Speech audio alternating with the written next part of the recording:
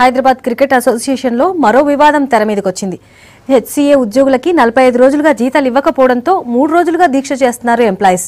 జీతాలు ఇచ్చే వరకు స్టేడియంలో ఎలాంటి పనులు చేయమంటున్నారు ఉద్యోగులు.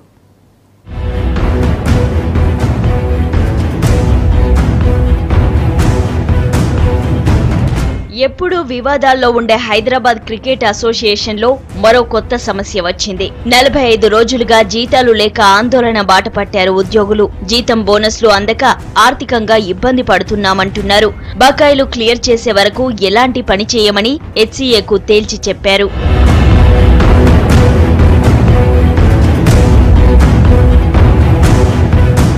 బీసీసీఐ నుంచి కోట్ల రూపాయలు అందుకుంటున్న హెచ్సీఏ నెలన్నరగా ఉద్యోగులకు జీతాలు చెల్లించట్లేదు. 3 ఏళ్ల నుంచి ఎలాంటి బోనస్లు ప్రోత్సాహకాలు కూడా ఇవ్వడం లేదంటున్నారు ఉద్యోగులు. నెల జీతంపైనే ఆధారపడే తమకు టైంకి జీతాలు అందకుంటే బతకడం ఎలా అని ప్రశ్నిస్తున్నారు. 3 ఏళ్లుగా మాకు కావాల్సిన బోనస్ గానీ ఇన్సెంటివ్స్ గానీ ఇప్పుడు దగ్గరగా 2 మంత్స్ నుంచి శాలరీస్ కూడా లేదండి.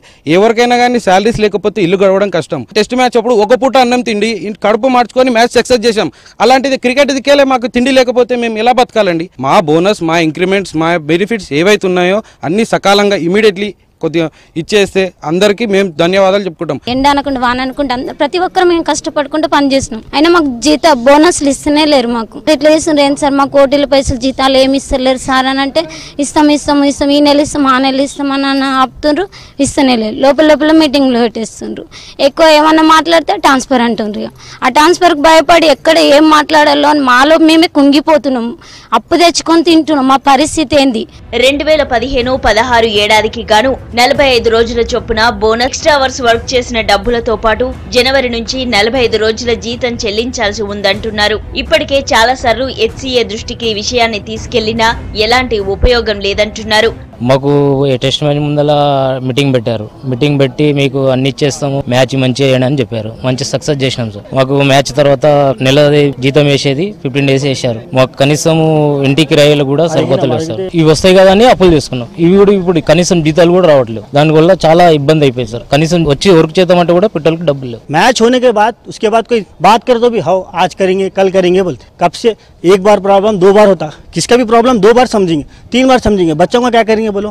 एग्जाम वैसे हटा दिए बच्चों को, कहाँ से लाएंगे? खर्चा लाके बन लिए. अब वो खर्चदार भी खर्चा नहीं दे रहा మాకు. ఈ 75 ఏళ్ల క్రికెట్ చరిత్రలో ఇంతవరకు 3 మంత్స్ జీతాలు ఇవ్వలేని పరిస్థితి తెచ్చుకున్నారంటే ఈ ప్యానల్ 2015 నుంచి 17 వరకు మాకు బోనస్ గానీ బెనిఫిట్ గానీ ఓటీ టైం గానీ ఇలాంటివి మాకు బెనిఫిట్ లేవు. మేము కోరుకునేది ఏంటంటే ఎంత కష్టపడ్డా సండే వచ్చినా మండే వచ్చినా వాళ్ళ గురించి చేస్తున్నాం, మా గురించి చేస్తలేం. ఇది స్ట్రైక్ కాదు. మా వెనక వేరే సార్ లేరు పోర్జేనికి. దయచేసి మాకు రావాల్సిన బోనస్ బెనిఫిట్స్ అవన్నీ ఇవ్వాలని కోరుతున్నాం. బకాయిలు చెల్లించే వరకు విధులకు హాజరు కామని చెబుతున్నారు ఎంప్లాయీస్. జీతం ఇవ్వకుంటే వచ్చే నెలలో జరిగే ఐపీఎల్ ను అడ్డుకుంటామని హెచ్చరిస్తున్నారు.